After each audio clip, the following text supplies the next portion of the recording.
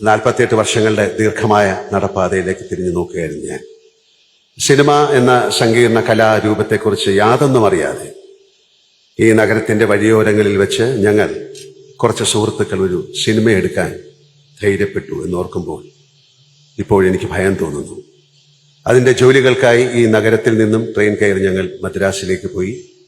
മദ്രാശിയിലെ cinema സ്റ്റുഡിയോകളിൽ ചുറ്റിത്തിരിഞ്ഞു.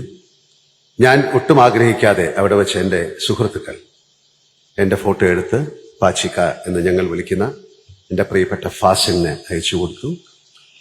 അങ്ങനെ ഞാൻ മഞ്ഞിൽ വിരിഞ്ഞ പൂക്കളിലെ നരേന്ദ്രനായി ക്യാമറയ്ക്ക് മുന്നിൽ നിന്നു. 48 വർഷങ്ങൾ. ഇങ്ങോട്ട് വരുന്നതിൻ്റെ തൊട്ട് മുന്നേയും ഞാൻ ക്യാമറയ്ക്ക് മുന്നിലായിരുന്നു. എൻ്റെ മുഖത്ത് ദൃശ്യം എന്ന സിനിമയിലെ കഥാപാത്രത്തിൻ്റെ ഛായമുണ്ടായിരുന്നു.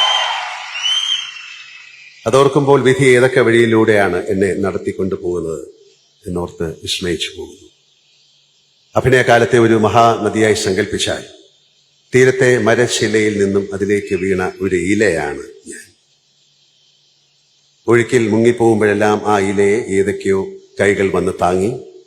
പ്രതിഭയുടെ കയ്യൊപ്പുള്ള കൈകളായിരുന്നു അവയെല്ലാം. വലിയ എഴുത്തുകാർ, സംവിധായകർ, നിർമ്മാതാക്കൾ, ഛായാഗ്രാഹകന്മാർ, എന്റെ മുഖത്ത് ചായം തേച്ചവർ, കഥാപാത്രങ്ങളിലേക്ക് വെളിച്ചമടിച്ചവർ.